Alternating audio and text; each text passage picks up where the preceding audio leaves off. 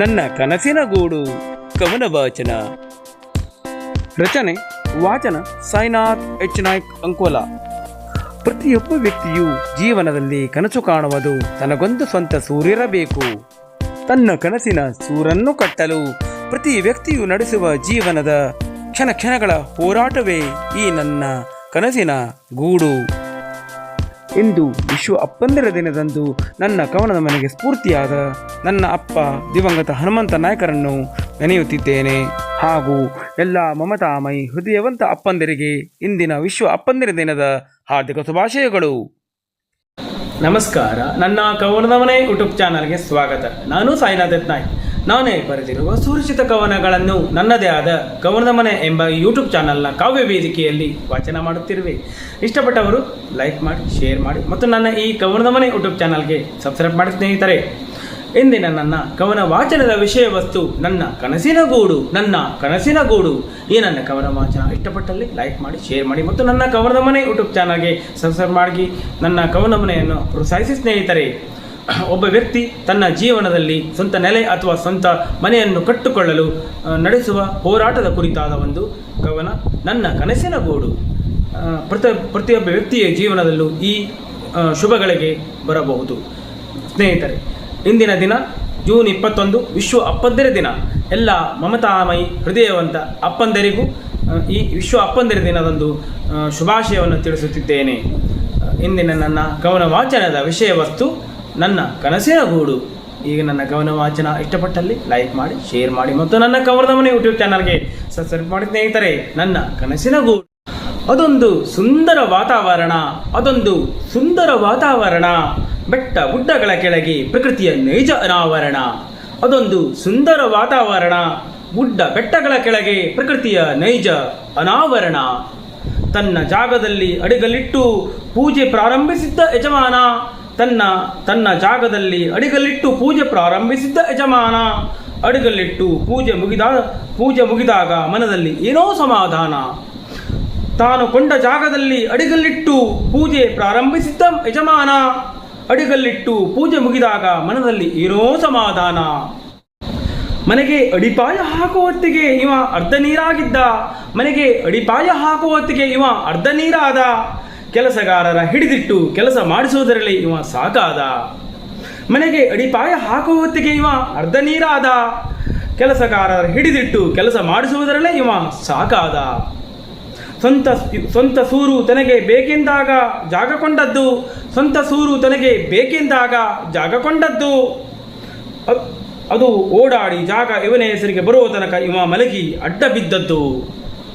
ಅದು ಓಡಾಡಿ ಜಾಗ ಇವನ ಹೆಸರಿಗೆ ಬರುವ ತನಕ ಇವ ಅಡ್ಡಡ್ಡ ಮಲಗಿದ್ದು. ಹಾಕಿದ ಅಡಿಪಾಯಕ್ಕೆ ನೀರುಣಿಸಿ ಬರಲು. ಗಟ್ಟಿಯಾಗಲಿ ತನ್ನ ಮನೆ ಎಂದು ಬೆವರು ಸುರಿಸಿ ಹಗಲಿರುಳು. ಗಟ್ಟಿಯಾಗಲಿ ತನ್ನ ಮನೆ ಎಂದು ಬೆವರು ಸುರಿಸಿ ಹಗಲಿರುಳು. ಗೋಡೆ ಅಡಿಪಾಯದಿಂದ ಮೇಲೇರುತ್ತಿತ್ತು. ಯಜಮಾನನ ಕನಸಿನಂತೆ ಮನೆ ಸಾಕಾರಗೊಂಡಿತ್ತು. ಕೆಲಸಗಾರರ ಸಂಬಳ, ಮನೆ ಕಟ್ಟಲು ಹಲವಾರು ಸಾಮಾನು ಸಲಕರಣೆಗಳು. ಕೆಲಸಗಾರರ ಸಂಬಳ, ಮನೆಯ ಕಟ್ಟಲು ಹಲವಾರು ಸಾಮಾನು ಸಲಕರಣೆಗಳು. ಜನಸಾಮಾನ್ಯರ ಕಷ್ಟ ಇದು ಮುಗಿಯುವ ತನಕ ಪ್ರತಿ ಹಂತದಲ್ಲೂ ಒದ್ದಾಟಗಳು. ಕೆಲಸಗಾರರ ಸಂಬಳ, ಮನೆಯ ಕಟ್ಟಲು ಹಲವಾರು ಸಾಮಾನು ಸಲಕರಣೆಗಳು. ಮುಗಿಯುವ ತನಕ ಪ್ರತಿ ಹಂತದಲ್ಲೂ ಒದ್ದಾಟಗಳು. ಈಗಾಗಲೇ ಜಾಗ ಕೊಳ್ಳಲು ಮಾಡಿದ್ದ ತನ್ನ ಸಂಬಳದಲ್ಲೇ PF ಇತರೆ ಉಳಿತಾಯ ನಿಧಿಗಳ ಸಾಲ. ಈಗಾಗಲೇ ಜಾಗ ಕೊಳ್ಳಲು ಮಾಡಿದ್ದ ತನ್ನ ಸಂಬಳದಲ್ಲೇ PF ಇತರೆ ಉಳಿತಾಯ ನಿಧಿಗಳ ಸಾಲ. ಮನೆ ಪೂರ್ತಿ ಕಟ್ಟಿ ಮೇಲ್ಛಾವಣಿ ಆಗುವ ಹೊತ್ತಿಗೆ ಮುಗಿದಿತ್ತು ತೆಗೆದುಕೊಂಡ ಬ್ಯಾಂಕ್ ಸಾಲ. ಈಗಾಗಲೇ ಜಾಗ ಕೊಳ್ಳಲು ಮಾಡಿದ್ದ ತನ್ನ ಸಂಬಳದಲ್ಲೇ PF ಇತರೆ ಉಳಿತಾಯ ನಿಧಿಗಳ ಸಾಲ. ಮನೆ ಕಟ್ಟಿ ಪೂರ್ತಿ ಮೇಲ್ಛಾವಣಿ ಆಗುವ ಹೊತ್ತಿಗೆ ಮುಗಿದಿತ್ತು ಇವ ತೆಗೆದುಕೊಂಡ ಬ್ಯಾಂಕ್ ಸಾಲ. ಇದು ನಿಮ್ಮೊಳಗಿರುವ ಜನಸಾಮಾನ್ಯನ ವ್ಯಥೆ. ಜೀವನದ ಸ್ವಂತ ಸೂರಿಗಾಗಿ ಹೋರಾಡಿ ನೆಲೆಯ ಕಾಣುವವನ ಕತೆ. ಇದು ನಿಮ್ಮೊಳಗಿರುವ ಜನಸಾಮಾನ್ಯನ ವ್ಯಥೆ. ಜೀವನದಿ ಸ್ವಂತ ಸೂರಿಗಾಗಿ ಹೋರಾಡಿ ನೆಲೆ ಕಾಡುವ ಕತೆ. ಇಲ್ಲಿ ಜೀವನದಿ ಗುರಿಯ ಜೊತೆ ಧೈರ್ಯವೂ ಇರಬೇಕು. ಇಲ್ಲಿ ಜೀವನದಿ ಗುರಿಯ ಜೊತೆ ಧೈರ್ಯವೂ ಇರಬೇಕು. ಹಿಡಿದ ಕೆಲಸ ಮುಗಿಸುವೆ ಎಂಬ ಛಲವಿರಬೇಕು. ಹಿಡಿದ ಕೆಲಸ ಮುಗಿಸುವೆ ಎಂಬ ಛಲವಿರಬೇಕು. ಹೊಟ್ಟೆಯ ಒಳಗಿನ ಉರಿ ಜ್ವಾಲಾಮುಖಿಯಾಗಿ ಸಿಡಿಯುತ್ತಿತ್ತು. ಹೊಟ್ಟೆಯ ಒಳಗಿನ ಉರಿ ಜ್ವಾಲಾಮುಖಿಯಾಗಿ ಸಿಡಿಯುತ್ತಿತ್ತು. ಕೆಲಸ ಮುಗಿಸಬೇಕು, ಏನು ಮಾಡಲಿ ಎಂದು ಮನಸ್ಸು ತುಡಿಯುತ್ತಿತ್ತು. ಹೊಟ್ಟೆಯ ಒಳಗಿನ ಉರಿ ಜ್ವಾಲಾಮುಖಿಯಾಗಿ ಸಿಡಿಯುತ್ತಿತ್ತು. ಕೆಲಸ ಮುಗಿಸಬೇಕು, ಏನು ಮಾಡಲಿ ಎಂದು ಮನಸ್ಸು ತುಡಿಯುತ್ತಿತ್ತು. ಹೆಂಡತಿ ಮಕ್ಕಳು ಸ್ನೇಹಿತರ ಬಳಿ ತನ್ನ ಭಾವನೆಗಳನ್ನು ಬಿಚ್ಚಿ ಹೇಳುವಂತಿಲ್ಲ. ಹೆಂಡತಿ ಮಕ್ಕಳು ಸ್ನೇಹಿತರ ಬಳಿ ತನ್ನ ಭಾವನೆಗಳನ್ನು ಮನಬಿಚ್ಚಿ ಹೇಳುವಂತಿಲ್ಲ. ಹೇಳಿದರೆ ಎಲ್ಲಿ ತನ್ನ ಘನತೆಗೆ ಧಕ್ಕೆ ಬರುವುದೋ ಎಲ್ಲ. ಹೆಂಡತಿ ಮಕ್ಕಳು ಸ್ನೇಹಿತರ ಬಳಿ ತನ್ನ ಭಾವನೆಗಳನ್ನು ಮನಬಿಚ್ಚಿ ಹೇಳುವಂತಿಲ್ಲ. ಹೇಳಿದರೆ ಎಲ್ಲಿ ತನ್ನ ಘನತೆಗೆ ಧಕ್ಕೆ ಬರುವುದೋ ಎಲ್ಲ. ಊಟಕ್ಕೆ ಕುಳಿತಾಗಲು ಮನೆ ಹೇಗೆ ಪೂರ್ತಿ ಮುಗಿಸುವುದು ಎಂಬ ಚಿಂತೆಯಾಗಿತ್ತು. ಊಟಕ್ಕೆ ಕುಳಿತಾಗಲು ಮನೆ ಪೂರ್ತಿ ಹೇಗೆ ಮುಗಿಸುವುದು ಎಂಬ ಚಿಂತೆಯಾಗಿತ್ತು. ಹಾಸಿಗೆಯ ಮೇಲೆ ತಲೆ ಊರಿದಾಗಲೂ ಚಿಂತೆ ಚಿತಿಯಾಗಿ ಬೇಯುತ್ತಿತ್ತು. ಊಟಕ್ಕೆ ಕುಳಿತಾಗಲು ಮನೆ ಹೇಗೆ ಪೂರ್ತಿ ಮುಗಿಸುವುದು ಎಂಬ ಚಿಂತೆಯಾಗಿತ್ತು. ಹಾಸಿಗೆಯ ಮೇಲೆ ತಲೆಯೂರಿದಾಗಲೂ ಚಿಂತೆ ಚಿತಿಯಾಗಿ ಬೇಯುತ್ತಿತ್ತು. ತನ್ನ ಯೋಜನೆಗಿಂತ ಖರ್ಚಿನ ಕೈ ದೊಡ್ಡದಾದಾಗ ದಾರಿ ಕಾಣದೆ ಹರೇ ಎಂದು ತಲೆಯೂರಿ ಕುಳಿತಿದ್ದ.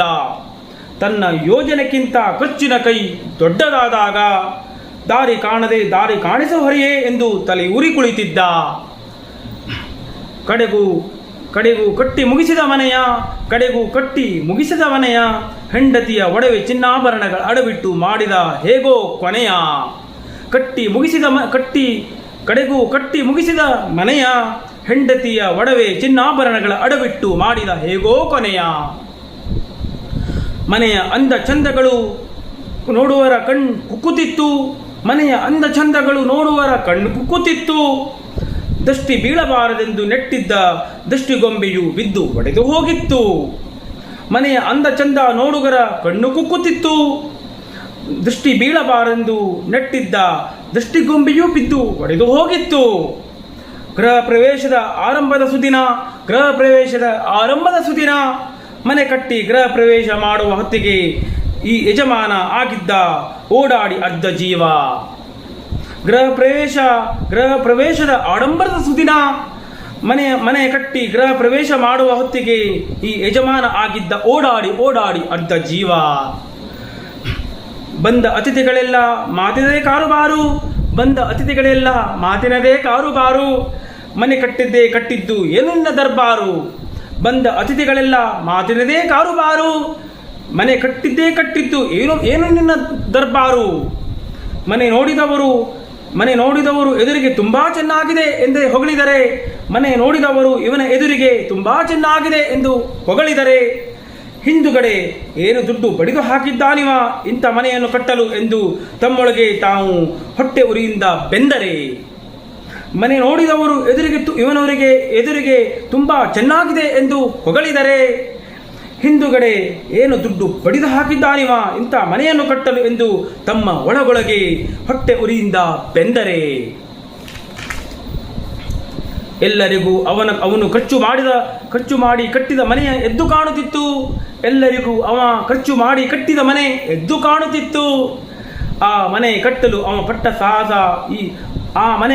ಈ ಯಜಮಾನ ಪಟ್ಟ ಸಾಹಸ ಮನಸ್ಸೊಳಗೆ ಕುದಿಯುತ್ತಿತ್ತು. ಎಲ್ಲರಿಗೂ ಅವ ಖರ್ಚು ಮಾಡಿ ಕಟ್ಟಿದ ಮನೆ ಎದ್ದು ಕಾಣುತ್ತಿತ್ತು. ಆ ಮನೆ ಕಟ್ಟಲು ಪಟ್ಟ ಸಾಹಸ ಈ ಯಜಮಾನನ ಮನಸ್ಸು ಒಳಗೆ ಕುದಿಯುತ್ತಿತ್ತು. ಇದು ಬದಲಾಗಿರುವ ಕಾಲ ಮನಸ್ಸಿನ ಪರಿಣಾಮ. ದುಡ್ಡೆಂಬುದು ನೀರಂತೆ ಹರಿದರೂ ನೆಮ್ಮದಿ ಇಲ್ಲ ಇಂದಿನ ನಮ್ಮ ಕೆಲಸದ ಶ್ರಮ. ಇದು ಬದಲಾಗಿರುವ ಕಾಲ ಮನಸ್ಸಿನ ಪರಿಣಾಮ. ದುಡ್ಡೆಂಬುದು ನೀರಿನಂತೆ ಹರಿದರೂ ನೆಮ್ಮದಿ ಇಲ್ಲ ಇಂದಿನ ನಮ್ಮ ಕೆಲಸದ ಶ್ರಮ. ಮನೆಯ ಕಟ್ಟಿ ನೋಡಬೇಕೆಂದೇರು ಹಿರಿಯರು.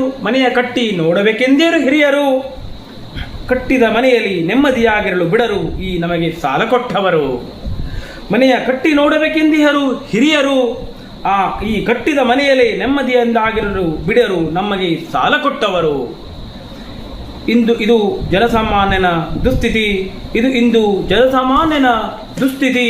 ಇದು ನಮ್ಮ ಕನಸಿನ ಗೂಡು, ಇದು ನಮ್ಮ ಕನಸಿನ ಗೂಡು, ನನ್ನ ಕನಸಿನ ಗೂಡು. ಈ ನನ್ನ ಕವನ ವಾಚನ ಇಷ್ಟಪಟ್ಟಲ್ಲಿ ಲೈಕ್ ಮಾಡಿ, ಶೇರ್ ಮಾಡಿ ಮತ್ತು ನನ್ನ ಕವನದ ಮನೆ ಯೂಟ್ಯೂಬ್ ಚಾನಲ್ಗೆ ಸಬ್ಸ್ಕ್ರೈಬ್ ಮಾಡಿ ಸ್ನೇಹಿತರೆ. ನಮಸ್ಕಾರ, ವಂದನೆಗಳು. ಕವನದ ಮನೆ.